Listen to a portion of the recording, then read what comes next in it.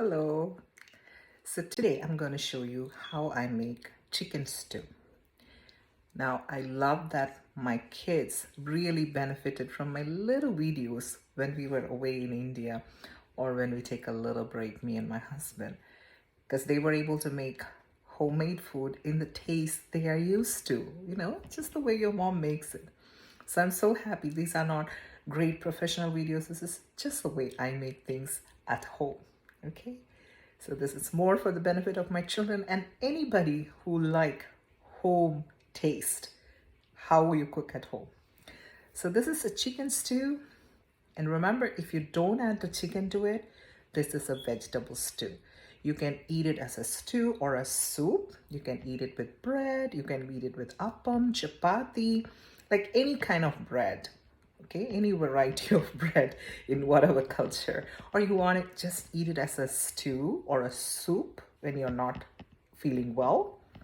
This just fits right in. So let's see how we make it. It's very, very easy. So first I'll start with the dry ingredients, okay? All right, so let's look at the dry ingredients.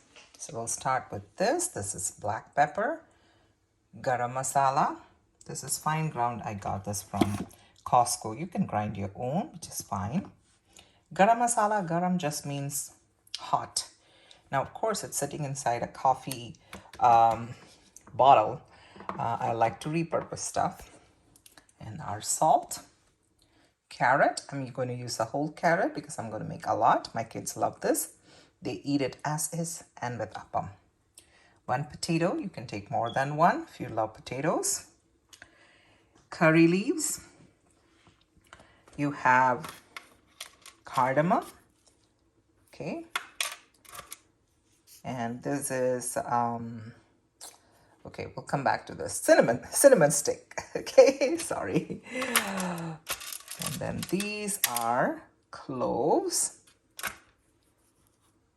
Okay. Bay leaves. And then this is fennel. It's not cumin, it's fennel. Perum jeeragam. Okay, the big jeera, the big cumin. A piece of ginger. Half of garlic. I may use more. I love garlic. I love the taste of ginger. But if you're a person who's not very fond of garlic, use less. I'm going to use 2 big green chilies. You can use less if you're not fond of spice, because all these things, the garam masala, the pepper powder, all that is going to add spice to this curry, and we like everything spicy. So these are our dry ingredients. And chicken, I'm thawing the chicken. I'll show it to you in a minute. I'm using chicken breast for this recipe. It's always nicer to use chicken with bone, but this is what I had, so I'm going to use this 1 bag of chicken breast. This is from Costco, Kirkland brand. I love Kirkland brand. I'm not advertising or anything, but I love it. Okay, so this is 4 ounce or 112 gram. Okay. So those are our ingredients. Okay, since all our ingredients are karate chopped now, so that's the carrot cubed and the potatoes cubed, ginger and garlic chopped, and then we have green chili chopped, the rest of the dry ingredients. I forgot to show you one thing, which is coconut milk. So again, I'm not advertising for the particular brand. Any coconut milk you can get. And then if you're lucky enough to live in a place where you can get fresh coconuts, you can grate the coconut and squeeze the juice out of it. And then, of course, our chicken. I made it into strips this time. You don't have to. You can just chop them any which way, which will cook fast. That's the only requirement. So here are all our ingredients ready to go on the stove. Okay. So as you can see, my pot is already hot. I'm adding coconut oil. Now, coconut oil is what I'm going to use. You can use any oil you want to use. Olive oil, sunflower oil, whatever oil you want to use, you can use. I'm using coconut oil to get the authentic Kerala style, South Indian Kerala style taste. Okay, so you can use coconut oil. The one I'm using is parachute. Okay.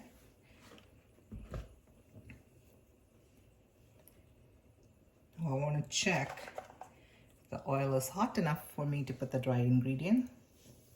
It is. So first you add the dry ingredients. Your bay leaves, your cardamom, your cinnamon sticks, your fennel, and it smells really good at this point.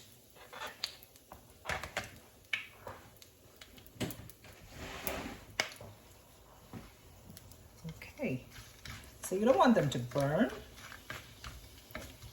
Now the cardamom, I just want to warn you, if you want, it's better to like crush it a little bit, otherwise when it gets heated, it will pop just like how it did right now. Now we're going to add our ginger garlic and chili. See, it's doing that right now.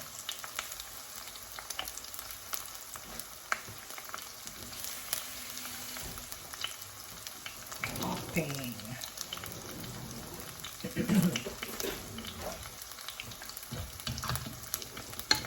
Alright. Gonna saute it.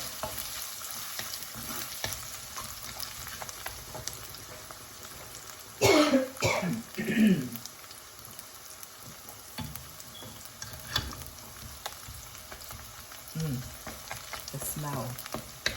I love the smell. Okay, like so.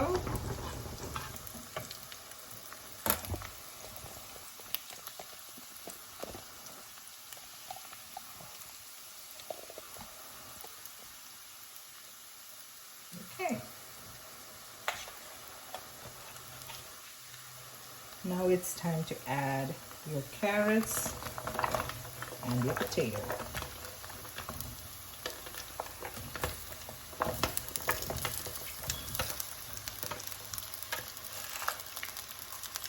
You can add your curry leaves too.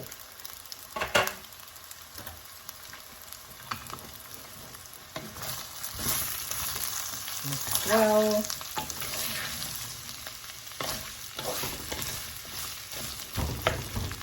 At this point, it looks really pretty. Those two colors, they complement each other. Maybe I should try wearing orange with a nice creamish tinge, huh? Orange pants or white creamish pants with orange shirt. See? This is how you find great combinations. All right. So I'm going to add a little bit of salt.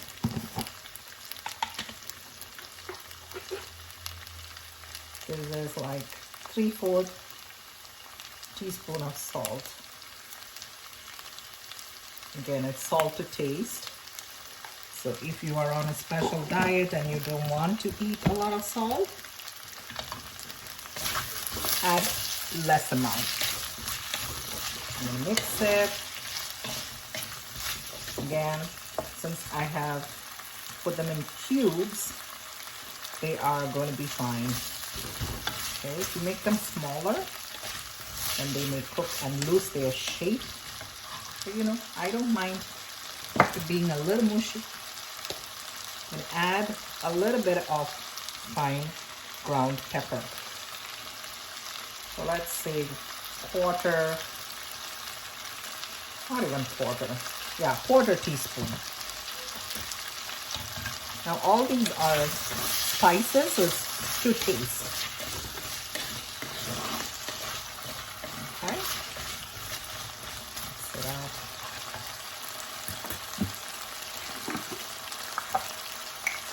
Again, quarter teaspoon of garam masala. Same way. We're going to add a little more of these ingredients at the end to adjust the taste. But this is so that the veggies will cook in it. Yeah?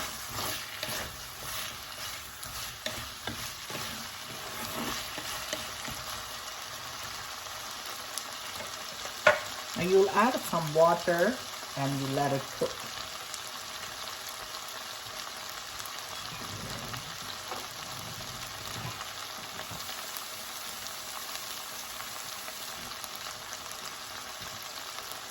So I'm adding 1 cup of water. Okay.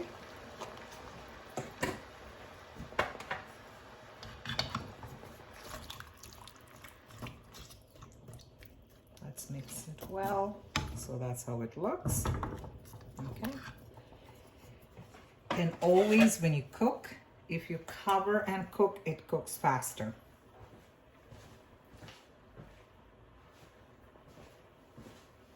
Let's see if I can find the cover.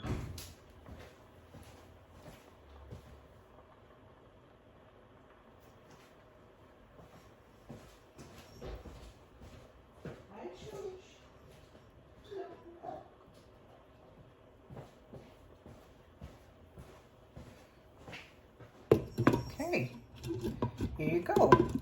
So we'll check in maybe 10 minutes. Okay, so it's a good 10 minutes. And you can see the veggies have cooked halfway through.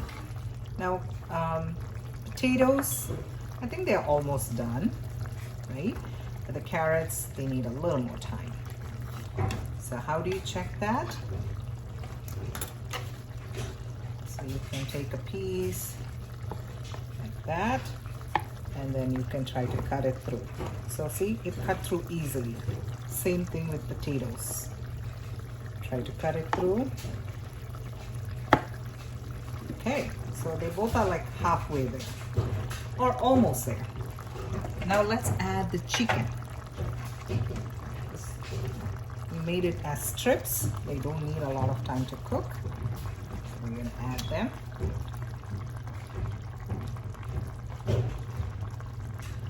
So I'm a mom,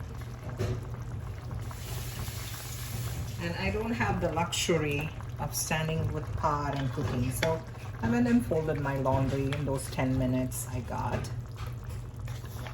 We're gonna mix it all up. Really good. I'm not adding more water because we'll be adding coconut milk.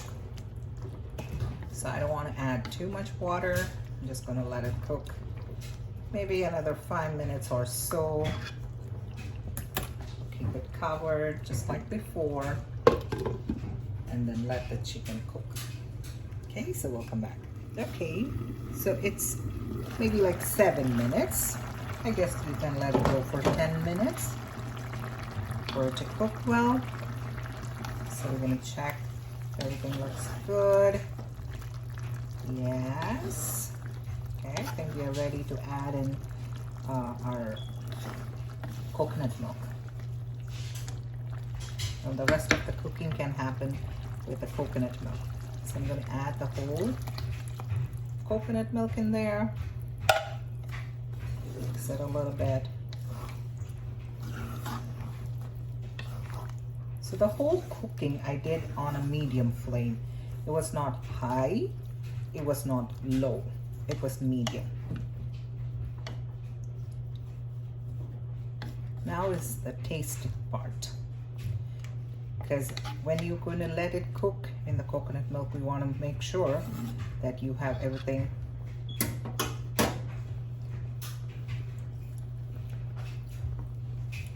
it tastes good, but it could use more spices.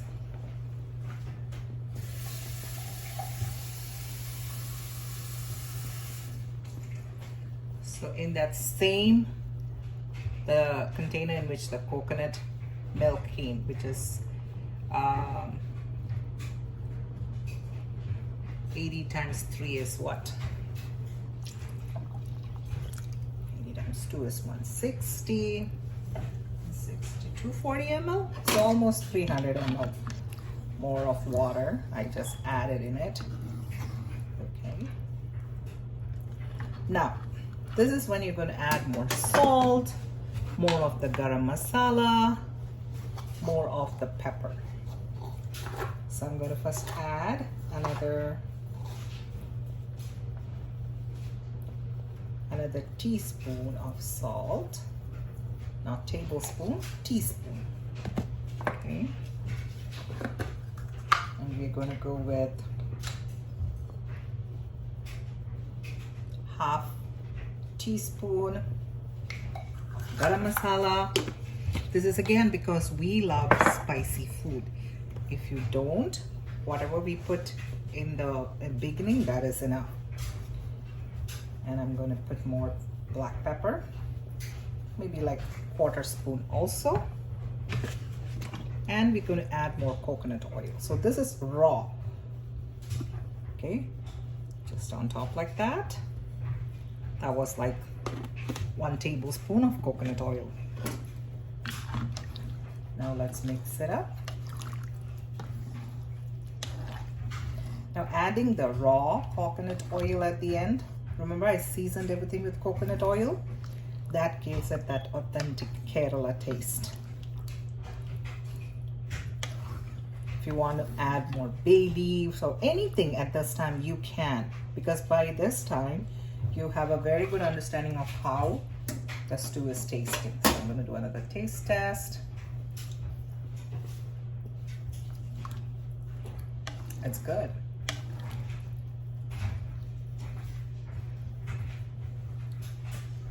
So this is where it gets tricky. That's why I didn't give you exact amounts. So if you are someone who loves spice, you can keep adding more pepper and more garam masala until you love the taste.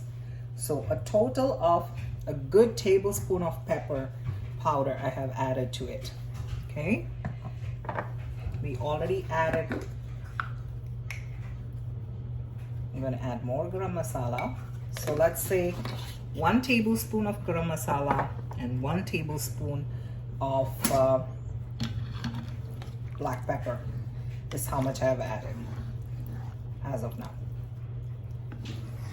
So it might seem like a lot to someone who doesn't like spicy.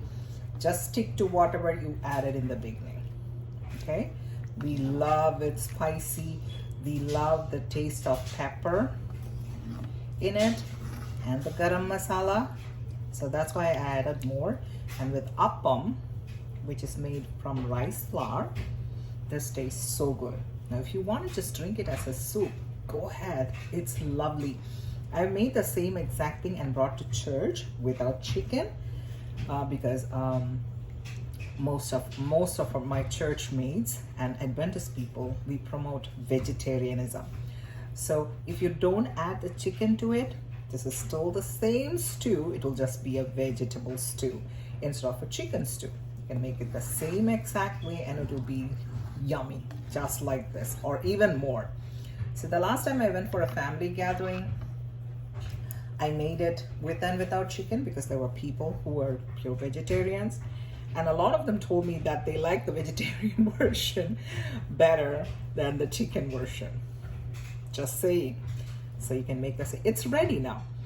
Now if you're gonna let it boil, you can just pay attention to it, and then that's it. You serve it with appam. So when our appam is ready, I'll show you a plate. All right. Bye everybody. Enjoy. Mwah.